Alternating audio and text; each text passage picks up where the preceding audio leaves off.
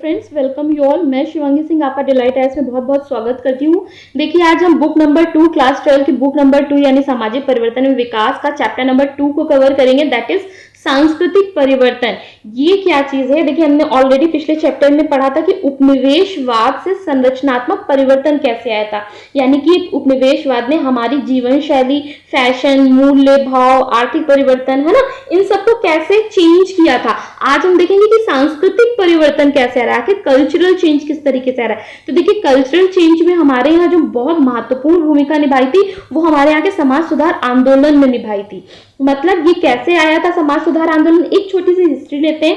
देखिए यूरोप में जब पुनर्जागरण हो रहा था, धार्मिक सुधार आंदोलन हो रहे थे या प्रबोधन आंदोलन हो रहे थे, तो इन्होंने ना नए तरीके के ज्ञान को जन्म दिया था, जो ना विज्ञान था, मानवतावाद था, पंथ निरपेक्ष था, उदारवाद था। तो इसने एक नया एजुकेशन सिस्टम को प्रोड्यूस किया। तो जब वो नया एजुकेशन सिस्टम से प्रभावित हमारे यहाँ के समाज सुधारक हुए, जब वो उनसे शिक्षित हुए, तो ये क्या हुए, इन्होंने हमारे यहाँ समाज सुधार के कई आंदोलनों को चलाया। और इन आंदोलनों को ऐसा नहीं है कि सिर्फ पश्चिमी शिक्षा प्रणाली के आधार पर ही आंदोलन चला दिए जाते थे। ये आंदोलन फ्रेंड्स आधुनिक सिद्धांत पे तो चलाए जाते थे, यानी कि पश्चिमीकरण पे तो चलाए जाते थे, साथ में हिंदू शास्त्रों का भी इसमें यूज किया जाता था, यानी कि हिंदू जो भी संस्कृति थी उसका प्रयोग करके हम इस आंदोलनों को चलाते थे। तो उसने क्या किया, हमारे यहाँ काफी कल्चरल चेंजेस किए। जैसे राजा राम मोहन राय जी ने जब सती प्रथा का विरोध किया, तो इसमें जो है इन्होंने आधुनिक सिद्धांत और हिंदू शास्त्रों का भी मानवीय और जो प्राकृतिक स्वरूप थे उसकी हेल्प ली थी। राणा डेजी ने जब विधवा पुनर्विवाह का समर्थन किया, इसमें काफी हैवी कल्चरल हमारे यहाँ चेंज आया है ना, क्योंकि भाई अब विधवा पुनर्विवाह होने लगा, लेकिन इसमें इन्होंने वेदों की हेल्प ली थी, ठीक है। और सर सैयद अहमद जी खान ने स्वतंत्र अन्वेषण की जब वैधता यानी इजतिहाद का उल्लेख किया है, तो इसमें इन्होंने कुरान की हेल्प ली, ठीक है, आधुनिक विचार के साथ में। और क्या हुआ कि कंदुकिरी, देखिए वीरेशलिंगम की जो पुस्तक है द सोर्स ऑफ नॉलेज में जो इन्होंने न्याय तर्क का विवरण दिया, ठीक है। और नई प्रौद्योगिकी, इन सब चीजों के बीच में क्या हो रहा था ना, हमारे संचार बहुत ज्यादा आ गया था भाई, न्यू टेक्नोलॉजीज आ रही थी।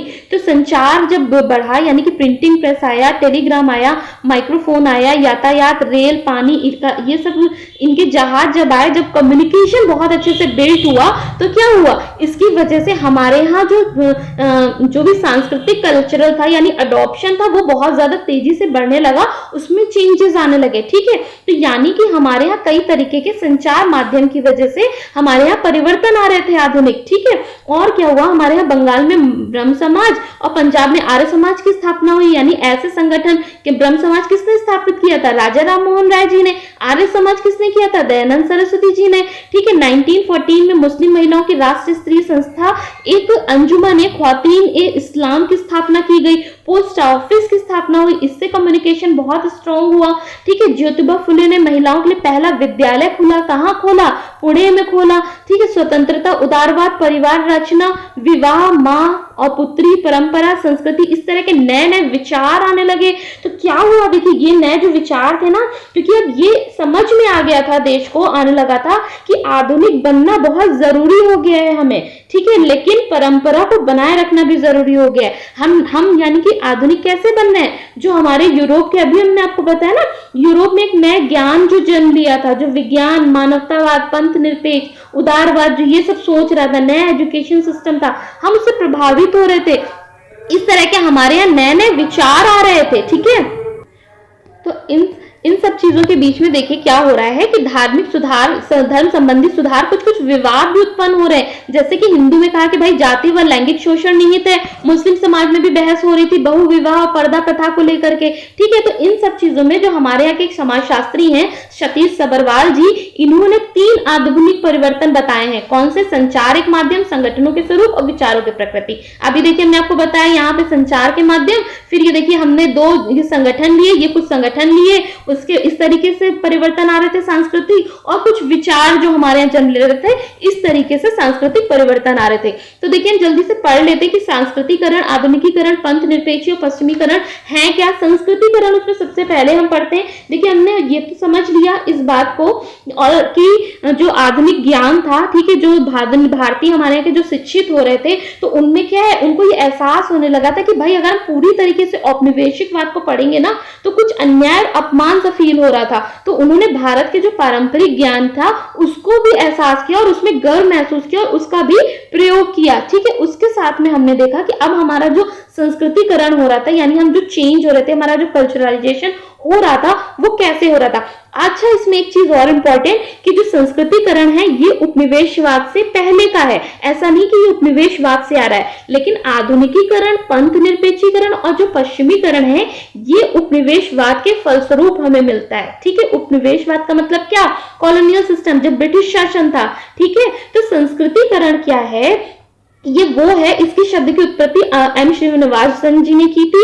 संस्कृतिकरण में क्या होता है कि जो निम्न जाति हो या जनजाति हो या कोई भी अन्य समूह हो, ये जो उच्च जाति है ना, इनकी जीवन पद्धति और अनुष्ठान विचारधाराओं को जब मानने लगते हैं, जब इसको फॉलो करने लगते हैं, यानी कि ये उनकी भाषा, रीति रिवाज या साहित्य, विचारधारा या संगीत है, नृत्य है, नाटक है, त्योहार है, इन सबको जो अपनाने लगते हैं, तो क्या होता है, संस्कृतिकरण शुरू हो जाता है। इसमें हमेशा एक होड़ होती है। क्या होती है, ये होती है कि ये अपनी जो समूह होते हैं वो हमेशा अपने से ऊपर जाने की ओर कोशिश करते हैं, यानी कि स्थानीय जो जाति संस्कृति है, करण है, उसमें उच्चता की ओर जाने की कोशिश करते हैं। ठीक है, यानी कई लोग अपनी जाति परिवर्तन भी करते हैं इसमें। ठीक है, और क्या होता है कि मूलतः मतलब कहने का है ना, एक कल्चर को अडॉप्ट करना, ठीक है, अपने से ऊंचे वाले लोगों को। और चूंकि हमारा समाज कैसा है, भारतीय समाज में सबसे ज्यादा हिंदू जनसंख्या है। ठीक है, तो यहाँ पे जो संस्कृतिकरण की प्रक्रिया है वो किस में होगी, हिंदू समाज में होगी। लेकिन ऐसा हर जगह जरूरी नहीं है। कुछ जगह जो गैर संस्कृतिकरण जातियां हैं, यानी दूसरी जो जातियां हैं,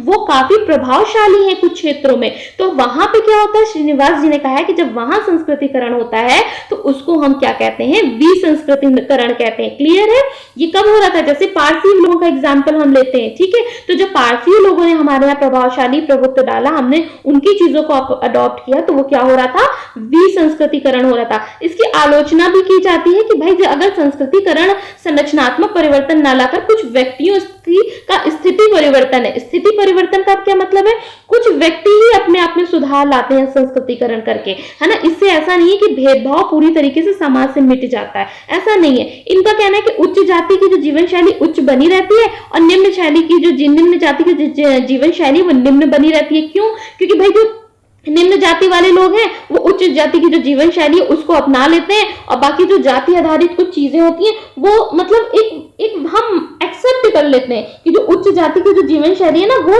वैलिड है, वो ज्यादा अच्छी है, तो हम एक्सेप्टेंस ले आते हैं। क्या तो क्या होता है कि वो निरंतरता कहीं ना कहीं बनी रहती है। इसलिए संस्कृतिकरण की एक आलोचनात्मक पॉइंट है, और पवित्रता और अपवित्रता के जातिगत पक्षों को उपयुक्त मानती है। यानी कि कहने का क्या मतलब है इसमें, देखिए आप जानते हैं ना कि आज हमने एक एग्जाम्पल आपके एनसीईआरटी में देखिए दिया हुआ है कि जो सुनार हैं वो ऊंचे दर्जे के हैं, लेकिन फिर भी सुनारों से भोजन पानी लेना वर्जित मानते हैं। क्यों मानते हैं, क्योंकि कहा जाता है कि सुनार जो है वो मलमूत्र से भी सोना निकाल लेते हैं, जैसे धोबी जो है वो गंदे कपड़े धोते हैं। तो इस तरीके से क्या है, पवित्रता और अपवित्रता भेदभाव का कारण बन जाता है। ठीक है, तो ये चीजें संस्कृतिकरण का एक मुद्दा हो जाता है। कैसे हो जाता है भाई, ऑब्वियस सी बात है ना, आप संस्कृतिकरण में किसी चीज को अडॉप्ट कर रहे हैं, आप अगर किसी भेदभाव के तो कहीं ना कहीं बंधन में दिमाग में बने हुए हैं ना, तो वो चीजें हैं यहाँ पे। लैंगिक असमानता मतलब कहने का है कि देखिए हमने कहीं ना कहीं जब हमने संस्कृतिकरण को अपनाया यानी कुछ अडॉप्ट किया, तो हमने दहेज प्रथा को भी अडॉप्ट किया था। तो जब दहेज प्रथा वगैरह आई तो इसने क्या किया, लड़कियों और महिलाओं की स्थिति को नीचे ढकेल दिया। इसी तरीके से दलित और ब्राह्मण जो है आदि जातियों ने अपनी परिस्थिति को स्वीकार कर लिया है। मतलब जैसे जाति में ब्राह्मण है और क्षत्रिय है, इनको आज पहचान की जरूरत नहीं होती है ना, ये उच्च जाति में क्योंकि बैठे हुए होते हैं। लेकिन जो दलित हैं उनका क्या होता था भाई, उनके कार्य जो होते थे उनको शर्मनाक माना जाता था, भले उनको पर्यावरण की अच्छी जानकारी हो, कृषि की अच्छी जानकारी हो, शिल्प की अच्छी जानकारी हो, लेकिन ये सब अनुपयोगी बता दिया जाता था पहले टाइम में। हालांकि आज इसमें काफी सुधार हो रहा है। आज तो जो दलित है वो भी अपने आप को क्या है, प्रतिष्ठित कहते हैं, मानते हैं अपने आप को दलित कहलाने में, है ना। तो आज चेंजेस आ रहे हैं उन चीजों में। और पश्चिमीकरण क्या हो रहा है, देखिए पश्चिमीकरण क्या है कि एम श्रीनिवास जी के अनुसार पश्चिमीकरण वो प्रक्रिया है कि जब ये, पहली बात तो उपनिवेशवाद के परिणाम स्वरूप हुआ है, ये पहले ही बता दिया है हमने आपको, ठीक है। और इसमें विभिन्न पहलू आते हैं, जैसे प्रौद्योगिकी है, संस्था है, विचारधारा है, मूल्य, इन सभी चीजों में जब परिवर्तन आने लगता है तो वो परिवर्तन कैसा, हम पश्चिम की चीजों को एक्सेप्ट करने लगते हैं, अडॉप्ट करने लगते हैं, तो पश्चिमीकरण होता है। मतलब कहने का, जब भारतीय पहली बार जब पश्चिमी संस्कृति के संपर्क में आते हैं, ठीक है, और वो उसको अडॉप्ट कर लेते हैं, अपना लेते हैं, तो क्या होता है, पश्चिमीकरण हो जाता है। इसमें बहुत सारे जैसे बुद्धिजीवी जो भारतीय हुए जिन्होंने अपना समर्थन इस पश्चिमीकरण को दिया, और ना सिर्फ समर्थन दिया बल्कि विस्तार किया एक समाज सुधारक के रूप में, अभी हमने जस्ट पढ़ा है ना। और क्या हुआ, पश्चिमीकरण से क्या होता है भाई, हमारे जो उपकरणों का प्रयोग है, पोशाक है, खाद्य पदार्थ हैं, आदतें, तौर तरीके, इन सब में परिवर्तन आने लगता है। आप देखते हैं ना, आज हम फैमिली में जो भी मिडिल क्लास फैमिलीज है नॉर्मल, तो उनमें भी हम देखते हैं कि टीवी, फ्रिज वगैरह आज मिलता है, सोफा वगैरह, टेबल चेयर्स हम देखते हैं, है ना। खाने के तरीके में परिवर्तन आ गया, omelette, bread, butter, toast, cutlet वगैरह खाते हैं। पोशाक, जैसे आज हम नेक टाई वगैरह यूज करते हैं, है ना। पहले क्या होता था कि साड़ी एक बिना सिला हुआ कपड़ा हुआ करता था, लेकिन आज क्या है, आज हम साड़ी में पश्चिमीकरण की वजह से ब्लाउज भी पहनते हैं, पेटीकोट भी पहना करते हैं, ठीक है।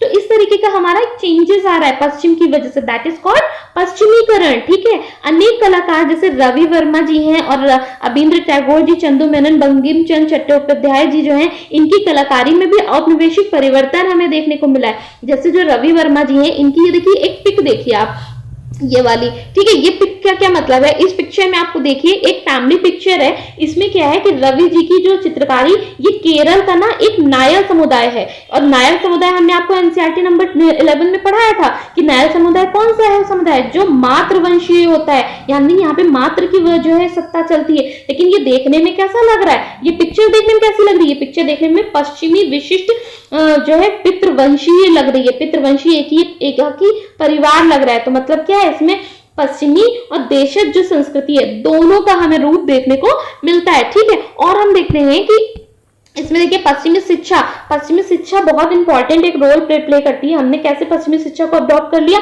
इंग्लिश को, अंग्रेजी को सबसे बड़ा एग्जाम्पल। आज जानते हैं ना कि जो अंग्रेजी है वो शिक्षा का प्रभाव हमारे पास कितना ज्यादा फायदे के रूप में पड़ा है। हमको इंटरनेशनली हमें एक स्टैंड देता है इंग्लिश, ठीक है। और इसके साथ साथ में क्षेत्रीय एक बहुत अच्छा स्टैंड भी हमें मिलता है। कैसे, जैसे क्षेत्र में अगर आप अपनी जॉब पाना चाहते हैं तो काफी आपको आसानी हो जाती है अगर इंग्लिश आती है। और तो और अगर वंचित वर्गों को देखें, खासकर जैसे दलित लोगों को हम देखें, तो वहां पे अगर फॉर्मल एजुकेशन वो नहीं भी पा रहे हैं, लेकिन अगर वो इंग्लिश जानते हैं तो उनको रोजगार वगैरह आसानी से मिल जाने लगता है, ठीक है। और क्या है कि इसमें प्रायः मध्यम वर्ग में पश्चिमीकरण से आया पीढ़ियों का मतभेद, यानी कि देखिए आज आप खुद भी देखते हैं ना कि फैमिली में जनरेशंस गैप बहुत ज्यादा बढ़ रहे हैं। हम पढ़ते हैं ना कि जनरेशंस गैप बढ़ रहे हैं, तो वो क्यों है बढ़ रहे हैं, ये पश्चिमीकरण की वजह से बढ़ रहे हैं। आज जो नई पीढ़ी है ना, उसका सोचने का तरीका, उसका बोलने का तरीका, उसका पहनावा, उसका उठना बैठना नई तरीके से हो गया है, ठीक है। तो बेटी बचपन में जैसे जो साड़ी पहनती थी या सूट पहनती थी, जब वो बाहर पढ़ने जाती है तो अचानक से वो जीन्स शॉर्ट्स वगैरह में आने लग जाती है, ठीक है। और तो और हम सांस्कृतिक जैसे गाने वगैरह इन सब की बजाय पॉप सॉन्ग्स को बहुत इंपॉर्टेंस देने लगे। हेयर्स के हम देखते हैं बहुत न्यू स्टाइल्स के हेयर्स कट आने लगे। तो दैट इज ऑल जस्ट, ये सब कुछ जो भी चीजें हो रहा है ना, दैट ऑल इफेक्ट्स ऑफ पश्चिमीकरण, ठीक है। आई होप आपको क्लियर है, ठीक है। अगर कुछ भी डाउट्स होते हैं आप क्वेश्चन में पूछ सकते हैं मेरे से कमेंट बॉक्स में भी, राइट। और क्या है कि आधुनिकीकरण क्या होता है भाई, आधुनिकीकरण में क्या होता है ना, इसमें देखिए यहाँ पे एक छोटी सी रुडोल्फ जी इनके थ्रू दी हुई एक छोटा सा कोटेशन है। आधुनिकता का मतलब क्या है, इनका मतलब है कि ये भाई सीमित संकीर्ण स्थानीय दृष्टिकोण जो है इनके समक्ष पड़ जाते हैं कमजोर, ठीक है। मतलब अगर आधुनिकता आ जाती है तो इनके समक्ष जो ये दृष्टिकोण है ना, जो संकीर्ण दृष्टिकोण होते हैं, ये कमजोर पड़ जाते हैं। बल्कि क्या हो जाता है, एक विश्वजनीन दृष्टिकोण, यानी कि समूचे विश्व का नागरिक होना, ऐसे दृष्टिकोण प्रभावशाली हो जाते हैं। इसमें उपयोगिता और गणना विज्ञान की सत्यता जो है इंपॉर्टेंट हो जाती है। भावुकता, धार्मिक पवित्रता और अवैज्ञानिक जो तत्व हैं ये कमजोर पड़ जाते हैं, ठीक है। इस तरीके की चीजें यहाँ पे होती हैं। और ये जन के आधार पे नहीं होती है बल्कि इच्छा के आधार पर होता है। ठीक है, यानी कि किस संगठन और समूह में आप काम करना चाहते हैं ये आपकी इच्छा बताएगी। ठीक है, तो ये सब चीजें क्या है, आधुनिकीकरण है। ठीक है, आधुनिकीकरण का मतलब क्या है कि ये कोई स्थानीय सीमाबद्ध विचार जो भी होते हैं, यानी कि आप जहां रह रहे हैं लोकल, तो आपके जो स्थानीय सीमाबद्ध विचार है वो आप पे प्रभावी नहीं होते हैं, बल्कि सार्वभौमिक जगत और जो मूल्य होते हैं वो प्रभावी होते हैं, उनको माना जाता है। यानी जो यूनिवर्सल ट्रुथ्स होते हैं, ठीक है, उन सब चीजों को हम एक्सेप्टेंस में लाते हैं। इसमें तर्क वितर्क को महत्व दिया जाता है। ठीक है, ये क्या कि सोचा जाता है कि क्या ये पूर्णतः सत्य है, इसमें वैज्ञानिक आधार होता है। ठीक है, इसमें कार्य का चुनाव आपकी इच्छा पर होता है, ना कि जन के आधार पर होता है। इसमें जो धार्मिक उत्सव और त्योहार, धार्मिक कृत्य, आधुनिकीकरण से इनमें चेंजेस आ रहे हैं। ठीक है, चाहे धार्मिक उत्सव हो, कृत्य हो और आयोजन हो, दान और मूल्य निषेध संबंधी जो भी नियम है आपके धर्म में, इन सब में चेंजेस आ रहे हैं। आप देखते हैं ना कि पहले हम समूह के रूप में बहुत त्योहार और ये सब चीजें मनाते थे, आज इनके लिए देखते हैं हम कमिटीज वगैरह आ जाती हैं। ठीक है, तो बहुत सारे इस तरीके के, मतलब ये एक छोटा सा एग्जाम्पल है, बहुत सारे ऐसे चेंजेस आ रहे हैं आधुनिकीकरण की वजह से आपके धार्मिक उत्सव और त्योहार और धार्मिक कृत्यों में। ठीक है, और इन सब चीजों की वजह से क्या हो रहा है, आधुनिकीकरण से भाई हमारी जो जनजातीय पहचान है इसको डर लगने लग जाता है कि इसमें कहीं कमी ना आ जाए, चाहे वो जनजातीय पहचान हो चाहे वो धार्मिक पहचान हो, दोनों ही पहचानों में डर लगने लगता है, तो उसके संरक्षण की बात उठने लगती है। ठीक है, क्योंकि आधुनिकीकरण क्या होता है भाई, ये इसका सिद्धांत ही यही कहता है कि समाज जो होगा वो ज्यादा से ज्यादा क्या होगा, पंथ निरपेक्ष होगा। इसीलिए आज जनजातीय संरक्षण के लिए कई जनजातीय दल कार्य करने लगे, संचार इसमें मुख्य भूमिका निभाने लगी, यातायात मुख्य भूमिका निभाने लगा। ठीक है, तो इस तरीके से हम देखते हैं कि जैसे पंथ निरपेक्षीकरण होता क्या है भाई, जल्दी से देख लेते हैं। पंथ निरपेक्षीकरण वो होता है जिसमें जो धर्म होता है ना, इसका प्रभाव कम होता है। ठीक है, आधुनिक दौर में पंथ निरपेक्षीकरण धार्मिक संस्थाओं व लोगों के बीच की दूरी को प्रस्तुत करता है। तो इसका मतलब क्या, हम मान लें कि ये अगर इस तरीके से, तो हम मान लें कि भाई आधुनिकीकरण हो रहा है, पंथ निरपेक्षीकरण हो रहा है, तो धीरे धीरे जो धार्मिक जितने भी जीवन है वो तो पूरी तरीके से खत्म हो जाएगा। क्या ये मान ले? नहीं नहीं, ऐसा पूरी तरीके से खत्म नहीं हो सकता है, ये बात सच नहीं है। ठीक है, क्यों नहीं हो सकता है पूरी तरीके से खत्म? क्योंकि आज संचार है, आज विचार है, संगठन है, राजनीतिक दल है, धार्मिक पहचान है, इन सब ने क्या किया है, धीमे धीमे धार्मिक संघर्ष उत्पन्न किया है। ठीक है, यही इसी वजह से जो है ना धार्मिक, मतलब कहने का है कि आधुनिकीकरण तो आ रहा है ये, लेकिन पंथ निरपेक्षीकरण तो आ रहा है, लेकिन कहीं ना कहीं आज हम धार्मिक पहचान को बनाने के लिए संघर्ष भी करते हैं। ठीक है, क्योंकि आज दिखावे की प्रवृत्ति है ना भाई। आज हम धार्मिक त्योहार या उत्सव या शादी विवाह में देखें तो नए नए कपड़े, संपत्ति, जेवर जो अपने कल्चर को खासकर दिखाने की कोशिश करते हैं, तो उसमें क्या है कि धार्मिक संरक्षण को बढ़ावा दिया है। तो इस तरीके से क्या होगा कि भाई धार्मिक संघर्ष, धार्मिक संरक्षण, ये सब भी बढ़ रहा है। ठीक है, और भारतीय राजनीति में भाई जातिवाद को लेकर के शिकायतें बढ़ रही हैं, इसको लेकर के मुद्दे बढ़ रहे हैं, तो इन सब ने क्या है, प्रभावित करता है ना। तो यानी कि देखिए ना, कल्चर किस तरीके से चेंज हो रहा है, जिसमें पंथ निरपेक्ष भी करण भी है, और उदारवाद भी है, आधुनिकीकरण भी है, उसके संस्कृतिकरण भी है, फिर भी हम देखते हैं कि अपने लिए संरक्षण भी है। ठीक है, और क्या है कि इन सब चीजों को प्रभावित करने के लिए, पंथ निरपेक्ष को बनाए रखने के लिए हमारे यहाँ संविधान भी है। तो हम क्या समझ पा रहे हैं इस बात से कि जो भारतीय समाज है इसमें परंपरा भी है, आधुनिकता भी है, और दोनों चेंजेस हो रहे हैं और दोनों पुनर्भाषित हो रहे हैं। दोनों के चेंजेस क्या है, कंटिन्यू है, अभी भी कंटिन्यू है। ठीक है, सो आज का ये था lecture. Thank you so much.